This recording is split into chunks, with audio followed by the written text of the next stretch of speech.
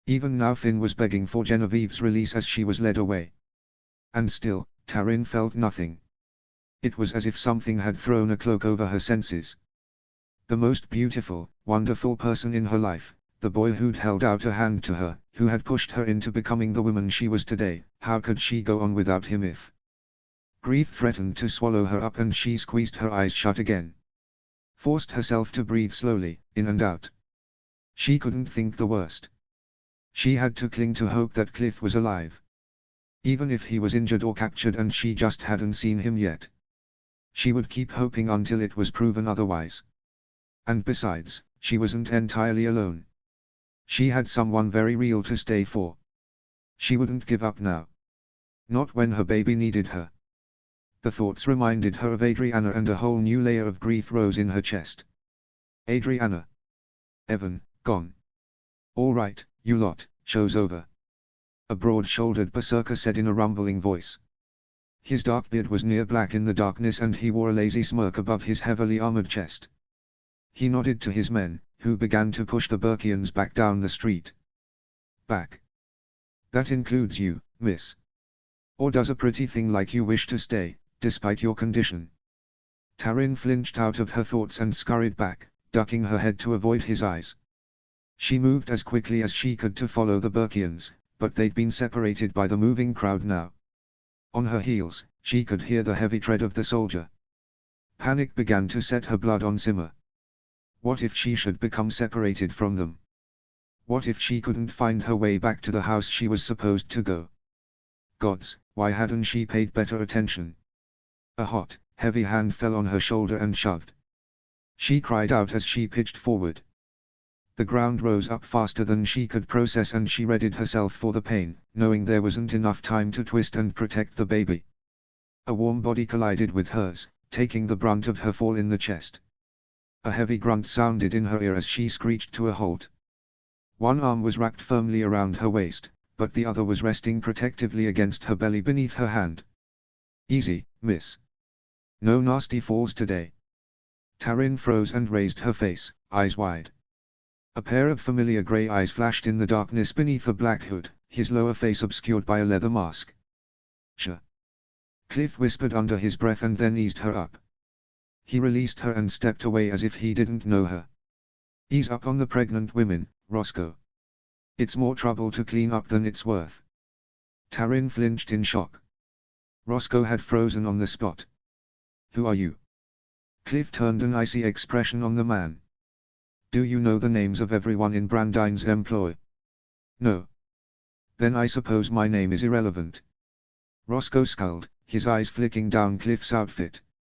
All black. You must work with Kale and the other spies then. To her immense surprise, Cliff sketched a bow. At your service.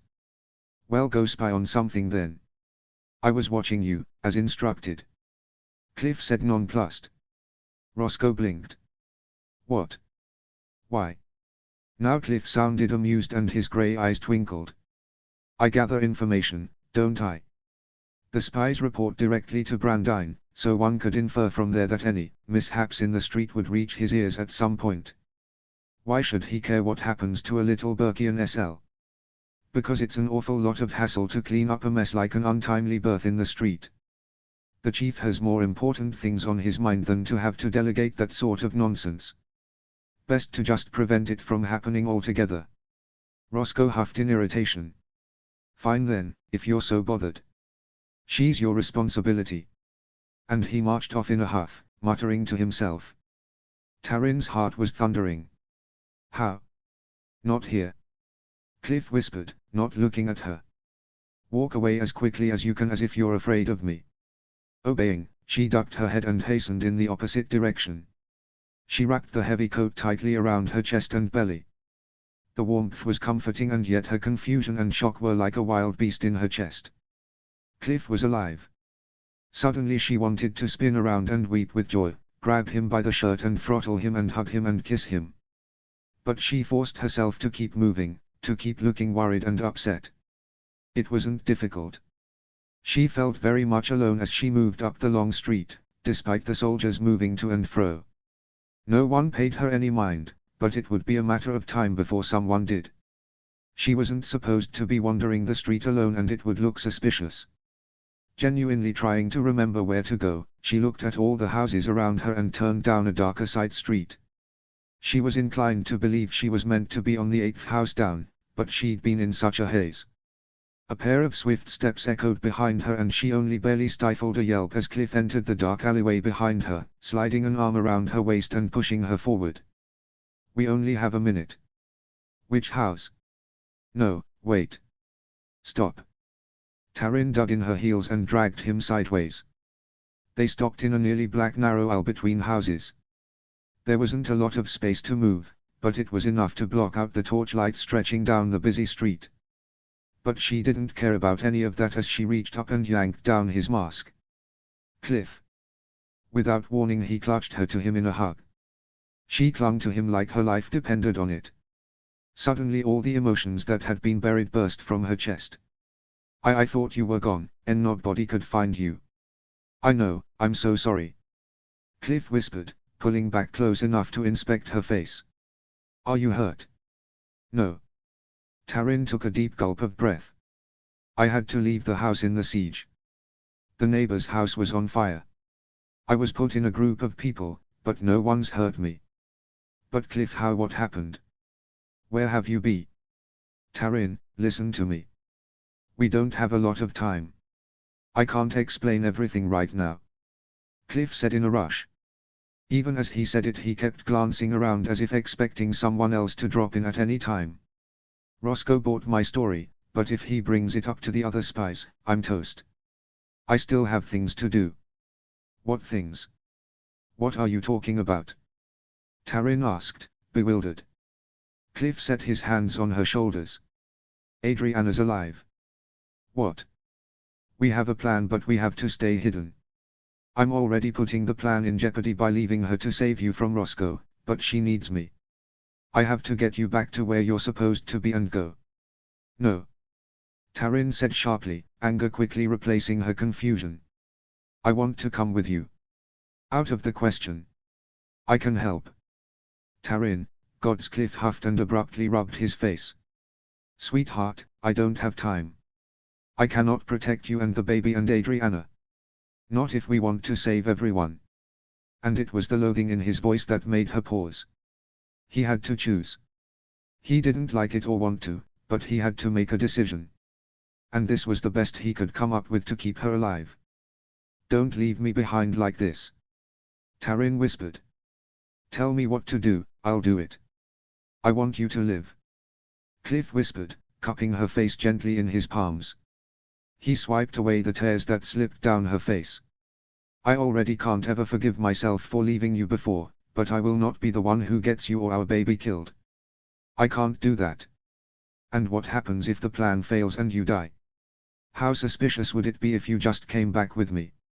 "Only the Burkians would really notice, and so long as Brandine doesn't pay close attention." Cliff was already shaking his head. "Anna. She's out there right now fighting for us, risking her life for us. I'm all she has. I can't abandon her. When we pull this off, I promise I'll come back for you." Taryn tried to think of something she could do. "I can't just sit by and do nothing while you risk yourself." Cliff was quiet for a moment and then he said, "There is something you can do." "What?" "Anything." He flashed a small grin in the dark for only a second before he kissed her. He smelled of leather and smoke and home. She brushed her fingers through the curls by his ears and then he pulled away. "You, Mrs. Taryn Smedley, will keep hope alive. That is not nothing." And the words solidified in her chest, filling her with purpose. She hated this blasted idea. She wanted him to come with her. But since when did any of them get what they wanted right now? No, they needed to do the best they could to stay alive, to play the cards they were dealt with. And right now, the best move was for her brave, wonderful husband to help Adriana. To save them all. Standing on tiptoes, she kissed him fully again and then wrapped her arms around his neck in a hug. He held her tightly and buried his nose in her shoulder. The alley was completely silent as they clung to each other in the darkness. Taryn pushed a hand through his hair and whispered in his ear, "I know you regret it now, but before you left, you said you wanted to do your part.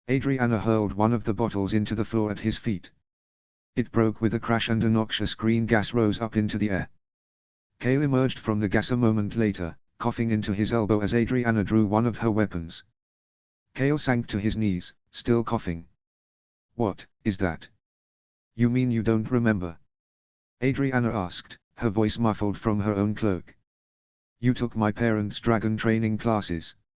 You don't recognize the smell. The side effects." Squinting up at her, Cale wheezed, labored breathing, vision problems, and slurred speech, amongst other things. Adriana said grimly. "Ringing any bells?" Cale hissed through his teeth. "Snap trap of venom. Ding ding, give the man a prize," Adriana said with a cheery smile. And raised the hilt of her dagger to knock him out. Except at the last second Cale twisted out of her reach and kicked out her legs. She hit the ground with a strangled cry and the dagger went flying. Then he was on her. His hands fisted in the material around her neck and his legs pinned her down. But she was prepared now. Hours upon hours of training were spent in the last 3 summers, honing her body, strengthening her muscles so she could run, jump and be prepared for almost anything. Even hand-to-hand combat. Though she was never amazing at it, especially with bulkier opponents, she could win against Eric, and Cale was of a similar stature. She was not helpless. Not today. Adrenaline rushed through her and muscle memory took over. Pressing her knee into his hip and wrapping her other leg around his back, Adriana pushed up with all her might until they were flipped. Cale looked momentarily surprised as she brought a fist down, but it was short-lived as he blocked it. She grabbed her second dagger and brought it down, and he blocked that too, his arms crossed over his chest as she strained. Cale let out a wheezing laugh. "You couldn't do it, if you tried." "You're wrong," Adriana hissed. "I'm not the same helpless little girl anymore. In fact, I'm a grieving wife and mother, so don't tell me what I can't do." The back of Cale's knee slammed into her back and he rolled them over. She struggled to keep the knife turned toward him, knowing full well his strength outweighed hers. Slowly the knife turned toward her face and she twisted out the way as he used all his upper strength to shove it down. It hit the dirt near her ear with a terrifying scrape, breaking a fallen Night Fury scale in 2. She blocked the next strike and threw her knee up into the space between his legs. He recoiled and in the span of a second, she planted her feet against his chest and shoved him away. Searching for her fallen dagger, she found it glittering in the dirt some feet away. She scurried toward it but Cale grabbed her from behind. He kept coughing from the venom, but despite its debilitating effects, he was still steady enough on his feet. With a powerful jerk, he threw her bodily across the room where she crashed into one of the desks. Her body sang with pain as books and broken pottery rained atop of her. Dragon scales glinted beneath her hands as she struggled to her knees, but a strong hand grabbed her by the hair. Cale dragged her up as she scrambled for her dagger, but he stomped on her hand. "Pitiful and weak," Cale said, heaving her up so they were face to face. "Poor little Annie. Always in need of rescuing. Only this time, no one is coming." "You think so, huh?" The sound of smashing pottery echoed through the room and Cale's eyes rolled. He hit the ground like a marionette whose strings had just been cut and he moved no further. And standing over them both. "Cliff!" Adriana gasped. "Hey!" Cliff pulled down his mask and crouched down to inspect her condition. "You alright?" "Gods, I only just made it. The cut on your cheek is bleeding again." "I'm fine," Adriana said, panting. She rubbed her scalp and then shook out her hand. It hurt but Cale hadn't broken anything. "Try not to breathe too deep in here. I used the snap trap of venom." "Ah, is that what the stink is?" Cliff said, waving a hand in front of his nose. "I mean, we had a satisfactory dinner of carrots and jerky, but I wondered what he had." "Cliff, now is not the time for fart jokes," Adriana said, retrieving her daggers. She might have laughed on any other occasion, but right now her body was singing with pain and her blood still pounded with adrenaline. Sighing, she looked down at Cale. If he wasn't weak from the venom, he could have. And if you hadn't showed up. Hey, you're alive and he didn't sound the alarm. That's the most important thing, Cliff said firmly. He reached out and tapped her chin, so she met his grey eyes. "We're not done yet, Annabeth." "No," Adriana agreed. "But we need to do something with him. I vote to dump him in the sea. Preferably without killing him. Anyone could come down here at any moment. The sooner we get out of here and move on to our next." Pausing, she narrowed her eyes. "Wait, where were you?" Cliff pursed his lips. "Roscoe, that one burly berserker who works for Brandine. He was pushing Taryn around." She almost fell and... "Oh gods, did you reveal yourself?" Adriana gasped. "Cliff. Anna, I am not going to stand by and watch my pregnant wife get shoved around. Not when she or the baby could be hurt." Adriana paused and then exhaled heavily. "No, of course not. But I hope he doesn't come sniffing around for you later or we're in trouble." "Exactly why we should dump Cale somewhere and move on," Cliff said, turning back to the task at hand. After a long pause in which they both stared down at their incapacitated enemy, he said, "I get body, you get butt." To her surprise, Adriana burst into laughter.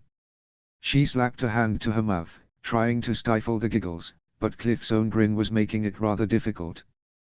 "Come on, you goof." 10 minutes later they snuck out of the office and back into the darkness of the village without any other distractions, leaving Cale tied up and gagged like a boar and stuffed into a closet. "Let's see the weasel get out of this one," Adriana thought with savage pleasure, patting the second key now nestled in her pocket. She only prayed she'd have more than enough time to get done what she needed before he broke out and told Brandine everything. By then it wouldn't matter. She was going to save her family. Obscured by thick clouds, the moon was unable to offer any additional light on the village as they crept from street to street. The crowds had thinned considerably and the majority of Brandine's men seemed to have descended to the ships to sleep, though a great many still patrolled.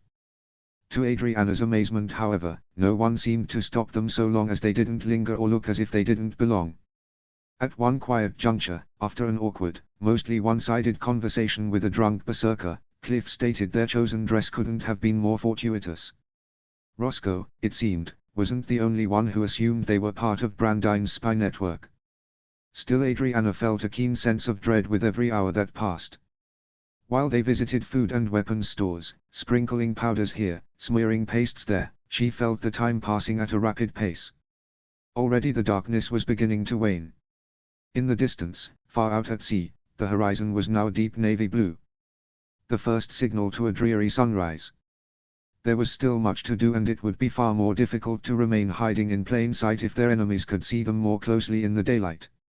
She stepped out of the darkness of an alcove and walked across a street toward the square, a clear signal to Cliff to wrap up his conversation with the berserker men who had just tucked into an early breakfast. It was strange to see him talking to their enemies as if they'd been friends all their lives, and yet she'd been counting on his people skills to cut through those barriers. A word here, a joke there, easing their minds as if he belonged. Cliff was a natural. It was a wonder they hadn't discovered his knack for deception much sooner. But the biggest part of the plan wasn't the jokes or the easy conversation. It was the planted seeds of rumored sickness, traveling like wildfire across the archipelago. Surely it hailed from some distant country, but no one could tell. In fact, no one could tell how the sickness was spread. Only when the red splotches on the skin and itchy nose and throat began did you realize you were its next victim. It was all preposterous, of course. Adriana smiled serenely to herself and patted the vial of changeling venom at her hip. Mr. Trickster was back, and he, or rather she, was back with a vengeance. It was seemingly small, but the more people she incapacitated the better. They would heal in time, but if a small percentage of the soldiers called in a sick day or two, it might make just enough difference to rescue her family. She paused at a doorway and crouched down behind a barrel, waiting for Cliff. The sky was considerably lighter now, quickly fading from navy to a light blue. It would be a dull, cloudy day. She hoped it wouldn't rain or that would ruin her plans considerably. The venom would wash away. Darren loved the rain. She and Eric had made it a family tradition to run outside with Darren in the pouring rain, stomping in puddles and letting him squish mud between his tiny toes. Only when lightning flashed across the sky would they scurry inside and force Darren into taking a hot bath.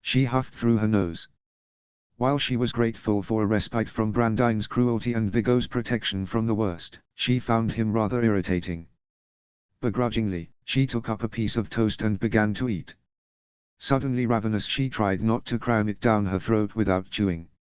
Slowly or you will choke. Zoe said gently. If we're in a rush, Genevieve said, tearing into the ham. Then we don't have time for delicacy.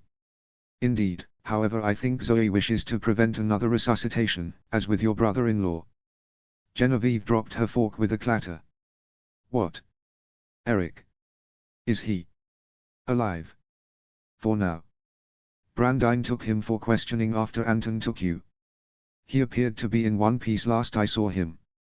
Suddenly no longer hungry, Genevieve pushed away the tray. Instead she lifted the cup of tea. Eric won't give up Darren's location. I believe you are correct, however that is not your concern. Not my concern. Genevieve slammed the teacup down. He is my family, too. Viggo cut across her. You must compartmentalize, Miss Sullivan. What is the most pressing matter to you, right now, in this instant? Is it your brother-in-law's safety? Your nephew's? Or is it Finn's? Just as you must let go of your worry for your family across the sea, you must not let yourself succumb to worry for every person you love. Genevieve scoffed, barely a huff of air. If you had so many people in your life that you loved, you wouldn't find them so easy to let go either. And besides, why do you care anyway? What are you doing here? Why did you save me? I was hired for a job. I don't believe you. Genevieve said, looking directly in his mismatched eyes. Why should an enemy of Hiccups from 30 years ago come back now? If he bested you back then, why would you try for another round now? What did Brandine give you to make coming back here so enticing? And if you care so much about beating him, why would you save me? Who is to say that I did? Viggo asked. To them, I didn't. To them, I have had my way with you all night. While a sickening prospect and one I did not inflict on you, it brings us to a much more important question: how will you convince everyone that you have been treated to such horrors when you have not? Genevieve, anger froze on her tongue. I don't know. You should worry less about the reasons I am here and focus more on the present. I have no doubts that Anton will see through an act within moments. Needless to say, our time grows short. Frowning, Genevieve only just caught his glance at Zoe. What do you mean? You will find out soon enough. Think now. I must bring you back to your cell soon. If I bring you back whole and unharmed. I spent half the night thinking it through. Viggo shook his head. I don't wish to have you beaten to show you at least fought back, but I would like you to decide. Genevieve's heart hammered. He was completely right. If she was returned to her cell without any injuries or signs of pain, Brandine and Anton would see right through her. Her family would be relieved to see her, but Finn. She didn't want him to believe a lie, but his reaction would need to be real. His anger would make him stronger. Gods, she didn't want to do any of this to him, to make him think the absolute worst. But what choice did she have? If Brandine and Anton found out Viggo had saved her, well, she wasn't sure why it mattered, except that she owed him a debt. Viggo had saved her. She couldn't very well throw it in his face. You did all this so I would owe you. Genevieve said. So if by some miracle we all get out of this alive, I will have a debt to you. What could you possibly want from me? Viggo looked surprised. Nothing, Miss Sullivan. On the contrary, consider my actions paying a debt of my own. Genevieve blinked in surprise. Who? Never mind that now. It won't help you. Viggo said, his voice firmer now. Shall I strike you? I would bring in one of my men to do it, but it would be better if the signs were on my hands, too. No. Genevieve said, thinking. Slowly she turned her eyes to Zoe. No, I think I have a better idea. One that will do its job in more ways than one.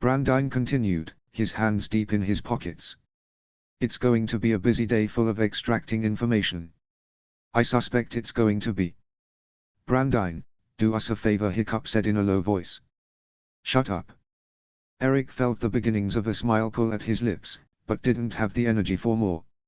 It was enough to set Brandine's teeth on edge though. You won't be laughing later, Eric. Maybe I'll have your teeth pulled out and you'll never smile again. Annie's gone. I'll never smile again anyway. In his periphery, he saw Astrid flinch. He felt a low pain in his stomach, instantly wishing he could take the words back for her sake. Before Brandine could retort, the door opened again. The sounds of pain and ragged breathing echoed into the room as Anton tramped in, dragging Genevieve in by an arm. In the span of a heartbeat, Finn was on his feet. Her whimpers of pain dragged Eric out of his stupor and he was sitting up without making a conscious decision to do so. Jenny! Finn cried. Are you Jenny? Genevieve's face was flushed, sweaty and streaked with tears. Her fingers were clamped onto Alton's arm with a white-knuckled grip as she stumbled, barely able to keep her footing. Her hair, pulled back into a low tail, was loose and frizzy, multiple curls spilling into her face. Her breath was coming out in high-pitched cries that could only speak to intense, unbearable pain. The guard holding the keys opened her cell door and Anton threw her inside. Unable to stop her fall, Genevieve crashed into the cot and crumpled to the floor. Jenny! Genevieve, talk to me, Finn was saying, crouched beside her and reaching for her through the bars. Genevieve crawled toward him and collapsed into the corner, clutching at his shirt with shaking hands. And then she began to weep, great, heaving sobs that cleaved through the silence. Eric felt a sickening sensation in his stomach and he swallowed hard. None of them could have prepared for this. The knowledge of what had been done to Adriana had been terrible. And now? He clutched at his stomach, feeling sick. Adriana would have been mortified and grieved to see this. Shush, I've got you. Finn was whispering through her tears. I'm so sorry. But the softness in his voice could not have been farther from the look of deadly promise in his eyes as he looked up at Anton. I'll take you apart for this. Me. I didn't lay a hand on the girl. This was Viggo. Eric just caught Hiccup's violent shake of his head, as if he didn't believe it. Finn merely refocused his attention back on Genevieve, whose hands were clutching at his back as if she could hardly stand the pain. Well, Finn. Anton said. Is this the beginning? Or will you tell me what I want to know? Finn said nothing, only brushed his hands gently through his beloved's hair as she wept. Fine. Just remember, Finn, Brandine said, though he sounded delighted. You chose this. The keys jangled again as Finn's cell was opened next. Genevieve's hands clutched at his shirt as he was yanked away, her words barely coherent. Don't take no, Finn. It's okay. Finn said in a calm voice as his hands were bound tightly before him. Jenny, deep breath. What are you doing? Hiccup demanded. Where are you taking us? Eric blinked in confusion. All of their cells were being opened, each of their hands bound tightly behind their backs, except Finn. He should have noticed more than just Finn being taken. His own was the last cell opened though as Brandine was blocking the door, staring down at him with a flat expression. We're going on a little adventure, Chief. We're going to get some answers today, perhaps solve a mystery or two. The mystery of the stolen slaves and the lost heir. Perhaps you'll do your family a favor by telling them to spill the beans for their sake. Or perhaps for your own sanity.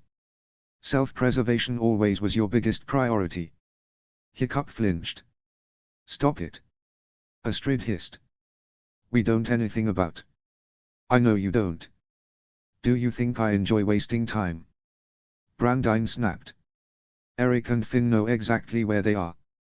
And they have about 5 seconds to tell me, otherwise I'll be forced to take drastic measures. It'll be vicious, too.